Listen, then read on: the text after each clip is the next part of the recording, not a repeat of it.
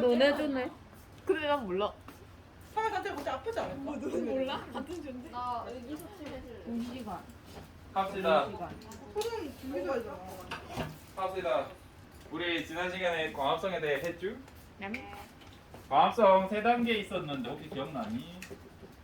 반대로 했는데. 광분해. 먼저 광분해라는 단계가 있어.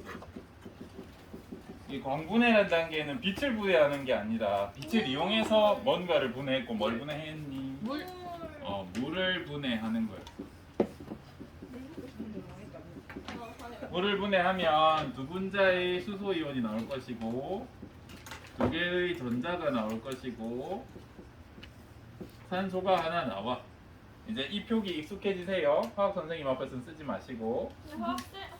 화학 시간에도 나오더라고요. 하나일 때 어쩔 수 없이 이렇게 표현하는 경우가 있지. 왜냐면 혼자 이렇게 딱 분자 한 개만 존재할 수는 없으니까 실제에서는. 그래서 광분해라는 단계를 하고 두 번째 단계가 뭐였어요? 빛반응. 세 번째 단계. 켈빈 회로. 오. 보고 말했어요. 오케이. 안 말했으면 놀랐을 텐데. 켈빈 회로 이렇게 이루어집니다. 오늘은 광분해에 대해서 할 거고.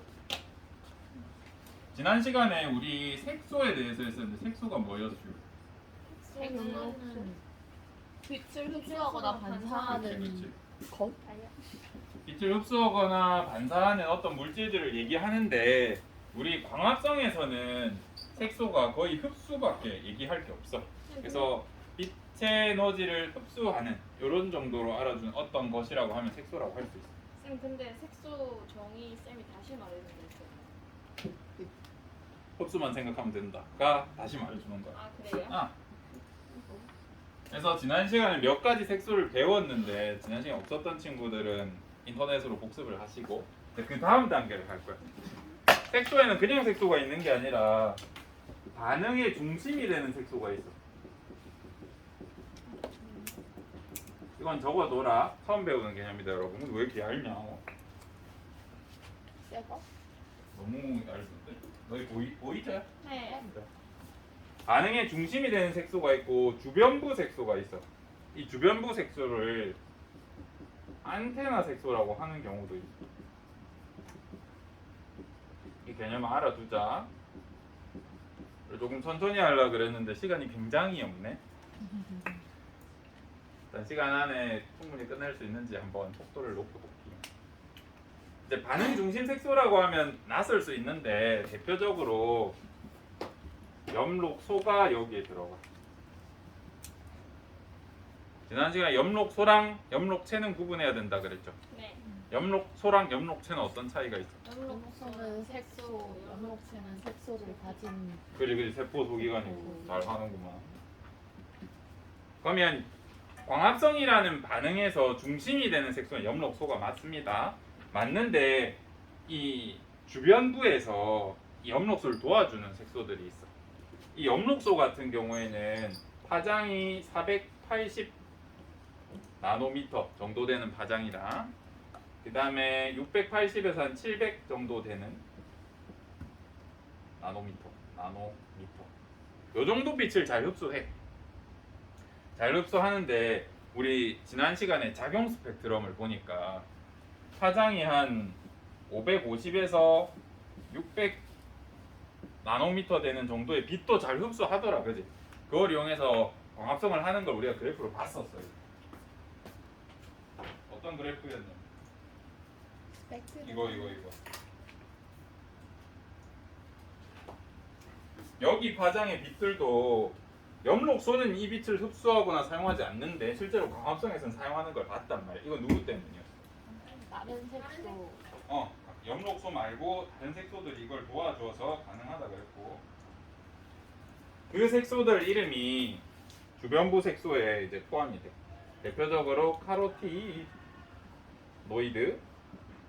그 다음에 잔토필이라고 하는 게 있었어. 지난 시간에 못 들은 친구들은 그냥 적어만 두세요.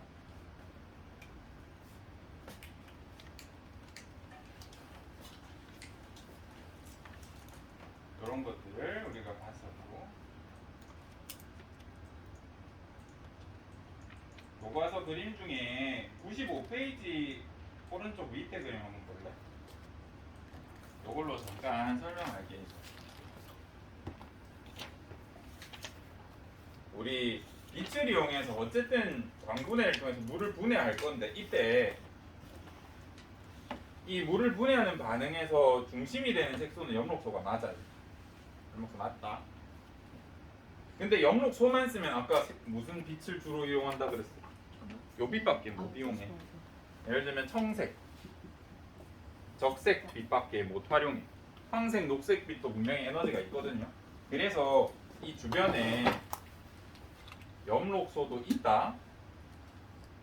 엽록소 B랑 C 같은 것도 존재한다 세상에는. 그리고 여기에 뭐 카로티노이드나 잔토핀이라고 하는 이 색소들이 주변에 위치하면서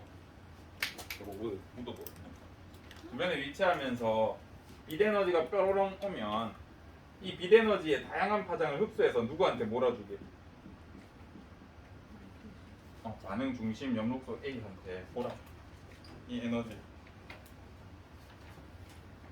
그래서 이 단백질의 원리를 보면 단백질이 마치 이렇게 안테나가 있는 것처럼 뭐냐 이거 잘못 그렸는데 빛이 오면 이 중심으로 탁탁 모아서 에너지를 모아주는 것처럼 이런 역할을 해. 그래서 빛이 오면 가운데로 몰아준다라고 해서 안테나 색소, 주변부에 존재한다고 해서 주변부 색소라는 표현을 써요. 이 빛 에너지를 이용해서 누굴 깨는겨? 이 색소가 빛을 흡수해서 모아주면 이제 물을 깨는 거야. 이 에너지를 이용해서. 여기까지는 받아들일만 하죠.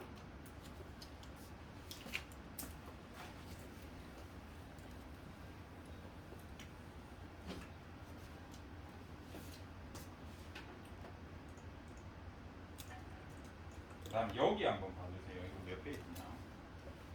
이거 이렇게 92요.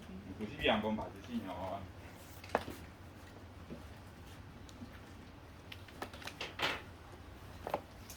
여기에서 선생님 시험을 하나 낼 거예요. 물과 이산화탄소를 이용해서 빛에너지를 주면 포도당과 산소 이런 게 나온다는 걸 여러분이 배웠고, 여러분이 초딩, 중딩 때 배울 때는 알짜 반응으로 배웠어. 그래서 요게 없고 여기 6개라 적혀 있을 거야. 근데 우리 이제 고3이고 생투기 때문에 조금 더 자세히 하기 위해서 요거까지 나타내 있어. 그럼 선생님이 여기서 시험에 낸다고 하면 뭘 낼 거냐면 광합성 이후에 나오는 산소는 어디에서 생성된 것인가를 물을 거예요. 3번 문제다. 저번에 1, 2번 했으니까. 물로부터 나와.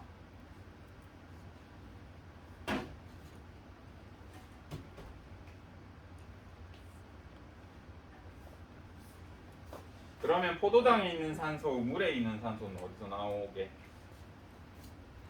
이산화탄소고에서 여기 이렇게 만들어지겠죠. 지금 나 산소에 주목한 거다 얘들아.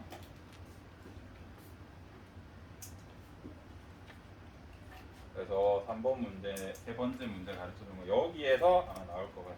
질문은 예를 들어서 광합성 이후에 나온 산소는 광합성 이전 반응물 중에 어떤 거에서 기원했는가 이런 거 물어볼 거야. 그럼 물 하면 돼. 쉽죠? 요거 하나 표시해 두세요. 우리 나중에 대학교 가서는 너무 중요하게 쓸 거거든요. 전 여기서 자세히 안 할 겁니다.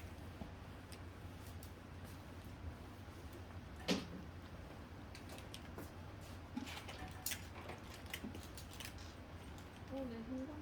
네, 광합성에 대한 다양한 실험들이 있는데 이런 것도 있고 이런 것도 있고 한데 그거는 뒤에서 할 거고 오늘 할 것은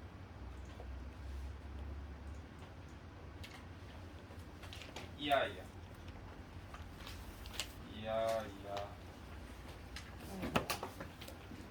저 그림은 뭐라고 체험할까요? 응? 관계.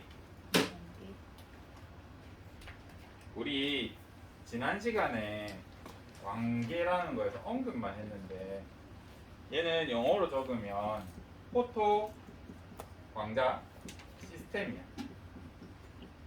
빛에 의해서 어떤 시스템이 돌아간다. 이렇게 생각해 주시면 돼요. 얘 이름을 여러 개의 이름이 있다. 얘는 빛에 의해서 일어나는 어떤 반응들인데 빛이 있을 때 주로 일어난다고 해서 아까 말했다 주로라고 했다. 빛반응이라는 표현을 써줘. 밝을 때 일어난다 그래서 한문 써서 명반응이라고 하기도 해. 포토 시스템 줄여서 PS라고 적기도 해. 요거는 하나 적어놓자. 같은 비슷한 말이다. 같은 말은 아니지만 비슷한 말이에요. 요 세 개 같은 말, 요 두 개 같은 말. 비슷한 의미로 다 쓰이긴 해. 완전히 똑같진 않지만. 계속 관계 밑에, 관계2 밑에 PS2라고 적어줘도 돼요. 광 시스템 2라는 뜻입니다. 관계 1 밑에 PS1이라고 적어도 돼요. 포토 시스템 1이라는 뜻입니다.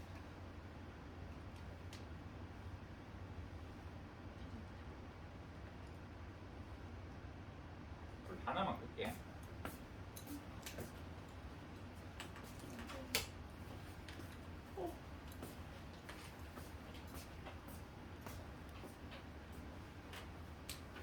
그럼 여기서 보시면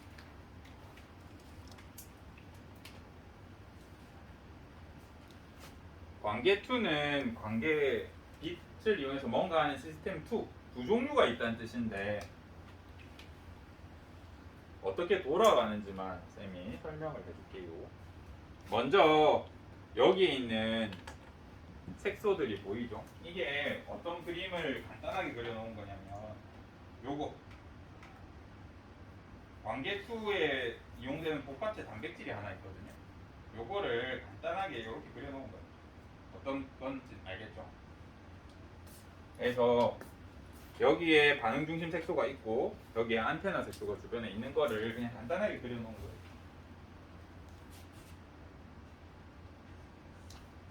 그래서 이 색소들이 빛을 받아가지고 반응 중심한테 몰아주면 아까 어떻게 된다고 그랬어? 얘가 이 에너지를 이용해서 뭐 한다 그랬니? 광분해를 해. 물을 분해해. 그러면 여기서 생성된 이 전자를 가지고 이 전자가 빛 에너지를 받았으니까 어떻게 될게? 들뜬 전자 상태가 돼. 그럼 얘 지금 에너지 가지고 있는 거잖아요. 그죠? 이거를 전자를 받아주는 어떤 놈한테 줘. 그럼 얘가 전자 전달계라는 시스템을 이용해서 에너지를 만든 다음에 관계 1으로 이동시켜줘. 그럼 헷갈리게 왜 얘가 1이고 얘가 2면 되는데 왜 2를 앞에 적어놨어요? 라고 할 수 있단 말이야. 나도 몰라. 발견 순서는 일단 얘가 먼저 발견됐다. 그래서 얘 1을 붙여줬는데 교과서들은 다 이렇게 그리더라. 내 선생님은 거꾸로 그리는 편이야. 옛날 사람이라서 1을 여기 적고 2를 여기 적어. 사실 상관없거든. 상관없는데 여러분이 이거 알아주셨으면 좋겠고, 들뜬 전자가 에너지를 이용해서 뭔가를 해. 그리고 그 전자를 관계원이 또 받아줘요. 전자가 이렇게 이동한다고 생각하면 된다. 이동해서 관계원이 받으면 다시 관계원에서 빛을 모아서 그 전자를 다시 들뜨게 해. 그리고 여기에 들뜬 에너지를 누가 받아주냐면 NADP 플러스가 받아줘. 우리 세포호흡에서는 에너지 그릇이 뭐가 있었어? NAD 플러스랑 FAD가 있었잖아. 그때 광합성에서는 식물은 뭘 쓰냐면, 다시 엽록체에서는 뭘 쓰냐면 NADP라고 하는 비슷하게 생겼지만 다른 물질을 씁니다. 그래서 얘가 이렇게 빈 그릇이라고 치면 에너지를 담은 형태가 어떻게 적혀있니? 책에는 이렇게 표기한 걸로 봐서 얘가 어떤 식으로 생겨먹었고 작용하는지는 예측해 볼 수 있다. 그래서 여러분은 잘 배웠습니다. NADP가 이렇게 존재한다 치면 얘가 전자를 받을 때 여기 수소 하나 담고 정전기적 인력으로 수소 하나 끌고 다니는 거. 이거를 상상할 수 있어야 된다. 이렇게 표기했으니까 중간고사 치기 전에 배웠었죠. 쟤도 NADPH2라 적어도요? 적어도 상관없어. 얘도 어떤 책에서는 이렇게 표기하고요, 어떤 책에서는 이렇게 표기하고. 제일 정확한 건 요거. 그 다음 정확한 건 요거. 대충 적으면 요거. 교수님 따라 다를 거예요. 맞다고 하시는 분도 있고 틀리다고 하시는 분도 있고. 에너지가 담겼을 때 이런 모양을 가지고 있어. 그러면 우리 모식적으로는 이렇게 나타내는데 뒤에 이제 실제 그림으로 한번 보겠습니다. 그 전에 이제 여러분 이거 질문할 수 있어. 쌤 여기도 1차 전자 수용체, 여기도 1차 전자 수용체면 쟤랑 같아요 이렇게 물어볼 수 있단 말이야. 달라. 안 물어볼 거다. 나는 시험에서 안 물어볼 거다. 파란색으로 적어야겠다. 저는 시험에서 얘네가 몇 차 전자 수용체 이런 거 안 물어볼 거고요. 얘네 이름 안 물어볼 거야. 고급 생명과학에서는 가르쳐 주겠지만 우리 생투에서는 안 할 거라고. 그럼 선생님 얘는 왜 1차 전자 수용체, 1차 전자 수용체라고 했나요? 라고 하면 관계2의 전자가 들떴을 때 그걸 처음으로 받아주니까 1차 전자 수용체라고 한 거예요. 얘 입장에서 1차 전자 수용체 첫 번째로 받았다고? 그럼 얘 입장에서 여기 들뜬 전자를 또 누가 받아줬어? 첫 번째로 얘가 받아줬잖아. 그래서 1차 전자 수용체야. 근데 이 말을 다시 하면 관계2 입장에서 보면 얘가 처음에 받아줬지. 그 다음 누가 받아줬어? 얘가 받아줬지. 그래서 얘가 2차 전자 수용체라고 해도 상관없어. 얘 입장에서는 얘가 처음 받고 두 번째로 받았잖아. 2차 전자 수용체. 그럼 얘는 3차 전자 수용체. 얘 입장에서는. 그래서 몇 차가 중요하지 않다 얘들아, 알겠지? 어떤 책에서 공부하시다가 물론 여러분이 다른 책을 잘 안 들여다보겠지만 어떤 책에는 이걸 1차로 적고 이거 막 3차로 적고 4차로 적고 하는 경우 있어. 신경 쓰지 마시고 얘 입장에서 얘가 첫 번째로 받았으니까 1차다. 얘 입장에서 얘가 첫 번째로 받았으니까 1차인 거야. 근데 얘 입장에서 얘를 생각하면 얘는 얘가 받은 다음에 얘가 받고 그 다음 받았으니까 3차로 적어도 안 이상해. 무슨 말인지는 알겠어요? 시험에 안 날 거니까 그냥 전자수용체다. 이 1차 이 글자가 지워 그냥. 너희 헷갈리니까 나중에 전자수용체 뭔가 전자를 누가 받아주는 애인가 보다 이렇게 하고 넘어가시면 됩니다. 두 번째, 이 관계2는 1이랑 2가 갈라져 있는 이유가 있을 거 아닙니까? 나중에 조금 있다가 이 차이를 배울 건데 시간이 안 될 것 같네. 관계2의 특징 중에 하나가 뭐냐면 관계2에서 사용되는 엽록소 A는 가장 잘 흡수하는 파장이 680나노미터. 그래서 관계2의 반응 중심 색소는 P680이다 라는 표현을 해.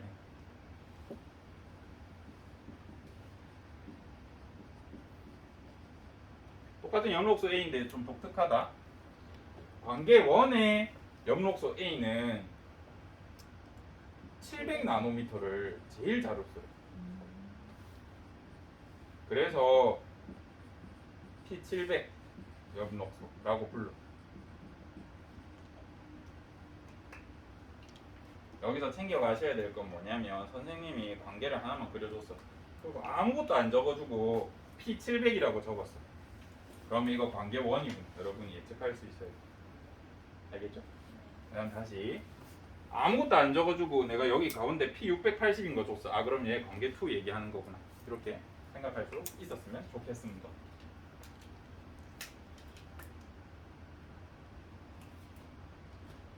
넘어가면 좋아.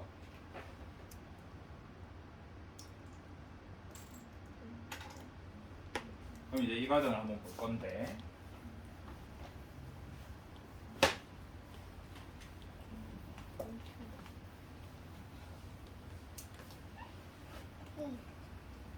저건 또 뭐라고 쳐야 될까요?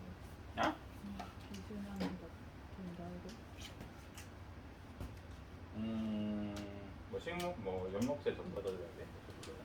우리가 좀 전에 했던 그 광 시스템 1, 2가 다 이거야. 이거를 간단하게 그려놓은 거고 어떻게 되는지 보자. 관계 2에 뭔가 빛을 받는 복합체가 있어. 이 PS2가 관계 2 복합체, 관계 2 단백질이라 부르면 됩니다. 얘 이름은 정확하게 안 알려줄 거니까 얘 이름 뭐예요? 라고 하면 이 단백질, 막단백질 이름 뭐예요? 하면 관계 2 복합체 또는 그냥 단백질 이렇게 불러주세요. 어려운 이름 알 필요 없으니까 지금. 이런 놈이 있어. 얘가 빛을 받아서 물을 쪼개줄 거야. 물을 쪼개면 뭐가 나와요? 전자가 나와. 이 전자의 빛 에너지로 꽉 뒤지면 어떻게 돼? 얘가 들뜨겠죠? 이 들뜬 에너지를 받은 이 전자로 뭐 하냐면 수소를 펌핑해. 이 전자 에너지 가지고 있잖아. 이 에너지를 이용해서 수소를 틸라코이드 막 안에 집어넣어. 우리 방향하고 위치는 다음 시간에 자세히 하자. 예전에 우리 뭐시기냐 미토콘드리아 할 때는 어디다가 수소를 농축시켰어. 막강 강에다 농축시켰단 말이야. 얘는 미토콘드리아 치면은 기질 비슷한 데에다 농축해. 농축하는 게 조금 다르죠. 걔는 바깥으로 보내는 느낌이어서 얘는 안으로 집어넣어. 딜라코이드 막 안에 넣어. 그래서 pH를 비교하면 여기 위치를 A라고 하고 여기 위치를 B라고 하자. 어디 pH가 더 낮아? A. 여기가 더 낮아. 왜냐면 여기 있는 수소를 빛이 있는 환경에서 빛을 비춰주면 이 전자의 힘을 이용해 수소를 억지로 일로 보내. 그러면 이거 복합체라고 하자. 얘도 이 수소를 이동시키는 복합체는 지금 어떤 수송을 해주고 있어? 수동이야, 능동이야? 이거 능동 수송이야. 왜 능동 수송이야? 농도가 정해졌지. 전자 에너지를 이용해서 수소를 농도급에 역행하게 퍼주기 때문에 얘는 능동 수송이 명백합니다. 알고 계셔야 하고. 3학년이니까 pH가 낮다라는 말을 다른 말로 표현하면 산성도는 높다, 수소이온의 농도는 높다 이렇게 표현할 수 있겠죠. 3학년이니까 이거 세 개 같은 말인 거 아셔야 됩니다. 그럼 여기서 쓴 전자가 아직 남아 돌아. 그러면 이 전자가 여기로 이동해서 관계2로 가요. 그 다음 다시 빛을 받아서 들떠. 에너지 받은 이 전자를 누가 받아줘? 마지막에 NADP가 받아서 NADPH가 됩니다. 어떤 과정인지 알겠죠? 빛을 받아서 물을 쪼개. 첫 번째 받은 관계2에서 받은 에너지로는 수소 펌핑해. 에너지 다 쓴 전자가 이제 얘가 한테 가. 그럼 얘는 다시 빛을 받아서 에너지 들뜬 전자를 누구한테 담아? NADP에 담아. 이런 과정입니다. 왜 2번밖에 안 해요? 왜 2번밖에 안 해요? 그럼 몇 번 해야 되는데? 모르겠어. 저렇게 애매하게 전자를 왔다 갔다 할 거면 계속 돌리던가. 좀 이따가 또 다른 것도 볼 거야. 그리고 여기에 수소가 빛을 받으면 계속 농축되겠죠. 빛 받은 게 물 분해시키고 전자 전달하면서 수소를 계속 농축할 거 아니야. 그러다 보면 이걸 이용해서 뭘 만들어? 똑같이 ATP 합성 요소에 의해서 여기가 고농도의 수소니까 빠져나오는 힘으로 ATP 합성합니다. 그러면 지금 이 반응에서 수소를 보면, 아니 수소가 아니라 전자를 보면 여기 물에서 나온 전자가 복합체로 갔다가 관계1으로 갔다가 NADP에 담겼죠. NADP한테 갔잖아. 최종적으로. 그지? 요렇게 전자가 다시 돌아가지 않고 여기에 담겨서 이제 다른 데로 쓸 거야. 요거 왜 만들었을까? 여기 지금 에너지 들어있잖아. 맞지? 이걸로 뭐 할 거야? 포도당 만들 거야. 이산화탄소 여러 개 접착시켜서 포도당 만들어야 돼. 이 에너지로.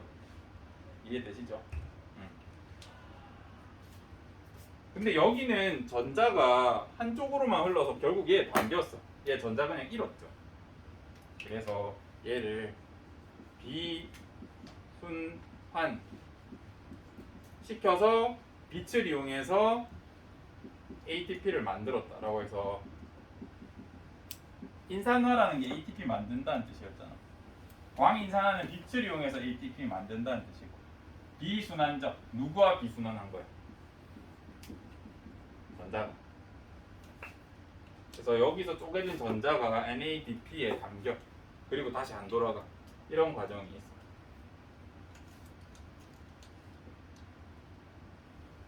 자 친구들, 시간 넘겠네. 일단 보자. 비순환적 광인산화가 이렇게 일어났다고요. 근데 햇볕이 강한 날 한번 생각해보자. 햇볕이 강하면 이게 잘 일어날까 안 일어날까? 잘 일어나. 아주 잘 일어나. 그러다 보면 무슨 문제가 생겨? 점점 물이 없어요. 물은 충분하다고 하자. 점점 얘의 농도가 어떻게 돼? 식물 내에서 물이 없어요. 줄어들 거야. 계속 이 상태로 바뀔 거야. 그지? 빛이 너무 세면 얘가 나중에 없는 것처럼 되지 않겠나? 그러면 얘는 빛을 받으니까 계속 들떠. 근데 전자를 담아줄 친구가 없어. 그럼 나중에 무슨 일이 생겨? 죽어요. 다른 애를 환원시키시죠. 인마가 미쳐가지고 막 세포를 공격해. 세포에 있는 분자들을 다 파괴시키기 시작해. 그러면 안 되겠지. 근데 그런 일이 일어나. 빛이 너무 강한 날에. 그래서 우리 그래서 얘가 슈퍼옥사이드가 돼. 라디칼 산소가 되기도 하고 과산화수소가 되기도 해. 얘 이대로 놔두면 될까 안 될까? 네. 안 돼. 이게 되는 것도 문제인데 이 들뜬 애가 다시 그대로 가라앉을 수도 있잖아. 그럼 어떻게 돼? 열 발생해. 음, 그럼 식물 체온이 어떻게 될까? 올라가요. 높아져. 그럼 얘 어떻게 될까? 죽어요. 죽어. 빛이 너무 세면 이런 일이 생긴단 말이야. 그래서 식물은 멍청이가 아니라고. 무슨 일을 행하시냐면 닫아요. 여기로 보낸 전자를 일로 끝까지 안 보내고 다시 되받아.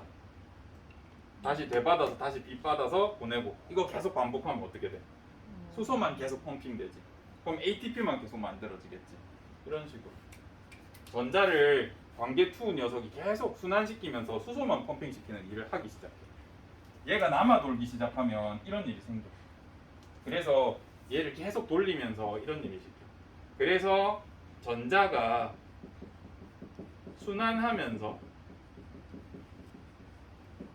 빛을 이용해서 ATP 만들어 가지고 이 과정을 순환적 광인산화라고 해요. 어떤 느낌인지는 알겠니? 어렵지? 전자가 가야 되는데 전자 받아줄 애가 없어. 그러면 세포 같은 경우에는 전자 못 받아주니까 무슨 일 생겼니? 올스탑이었잖아. 근데 얘는 여기라도 계속해서 펌핑하고 에너지 떨어진 전자 다시 지가 받아가지고 빛 받고 다시 보내서 펌핑하고 다시 받고 이걸 반복시켜. 그렇게 하면서 ATP만 합성하는 일이 생겨. 그래서 그 과정을 우리가 순환적 광인산화라고 해. 빨리 해서 미안하다. 그래서 비순환적 광인산화에 관여하는 관계는 뭐랑 뭐야? 라고 물으면 주로 관계 1이 컨트롤 하는데 관계 2도 관계 있어. 비순환적 광인산화. 그죠? 얘가 물 쪼개주니까 관계 2가 물 쪼개준다. 물 쪼개주면 이 전자를 이런 식으로 하니까. 근데 전자를 마지막에 얘가 가져가. 근데 빛이 너무 세면 얘 점점 받아줄 애가 없어. 그렇다고 올스탑 되진 않아. 왜냐하면 올스탑 되는 순간 체온 올라가고 이런 거 생기면서 식물이 죽어. 그래서 어떻게든 살아보겠다고 관계2랑 이 수소를 펌핑하는 복합체 둘이서 전자를 주고받으면서 에너지를 소모해.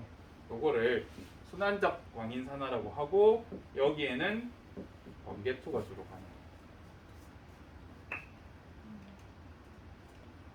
어렵지? 그러면 관계 1이랑 관계 2랑 완전히 다른 물질이에요. 얘랑 네. 이 복합체 속에 물질 달라. 자세히 배우진 않지만 물질 달라. 여러분은 뭐만 기억하면 되면 여기에는 P 682, 여기에는 P 700이 있다. 그 정도만 기억하시고요. 실제로는 다르지만 그 정도만 기억하시면 돼요. 그러면 굳이 비순환적 광인산화를 하는 이유가 제가 더 효율이 좋아요? 당연하죠. 몇 효율이 좋다기보다는 이걸 만들어야 포도당을 만들 수 있어. 나중에 우리가 켈빈으로 해서 배우겠죠. 번? ATP만으로는 못 살아요? ATP만 쓴다고? 우리 식물은 밤에는 이걸 할 수 있어 없어? 없어. 그래서 포도당 만들어서 밤에 써야 돼. 안 그러면 죽어. 그래서 여분의 에너지를 저장하려고 이런 활동을 하는 거고. 그러면 이제 시험에 나오는 이제 네 번째 문제. 제가 뭘 물을 거냐면요. 순환적 광인산화의 의의를 물을 거야. 그래서 왜 이런 거 물어봐요 하면 수업 만드는 애들 틀리더라고. 순환적 광인산화의 의의를 물어볼 거예요. 첫 번째 순환적 광인산화를 하니까 뭐가 좋았어? ATP 합성이 일어나. 여기 있는 전자에너지로 수소 계속 펌핑하니까. 두 번째, 이거 왜 일어나는 거야? NADP 없어서. 그래서 빛에 의해서 식물이 죽어가는 걸 우리가 광저해라고 그래. 또 얘랑 같은 표현이 광호흡이라는 표현이 있어. 왜냐하면 원래 식물이 광합성하면 2단계 때문에 뭐가 계속 생성돼야 돼. 네? 물을 비대 에너지를 이용해서 물을 계속 분해하니까 광합성을 하면 산소가 생성돼야 되잖아. 근데 빛이 너무 세게 작용하면 산소가 안 생기고 과산화수소 이런 게 막 생기기 시작해. 그래서 산소가 생성이 안 되고 산소를 소모하기 시작해. 이상한 일이 생겨. 그래서 마치 식물이 빛을 받아서 호흡하는 것처럼 보여. 산소를 소비하기 시작해. 그래서 빛에 의해서 식물이 저해받는 거, 마치 산소를 소모하는 것처럼 이런 게 보여. 이런 일이 생기는데 이걸 어떻게 해줘? 순환적 광인산화가 억제해줘. 그래서 선생님이 이제 물어볼 때 순환적 광인산화는 어떤 의의를 갖겠습니까? 라고 물어보면 ATP 합성하게 되고요, 광조의 광호흡을 억제합니다 라고 적어도 되는데 더 쉬운 단어가 있어. 광보호를 위해서 이렇게 적으면 이거 다 포함한다.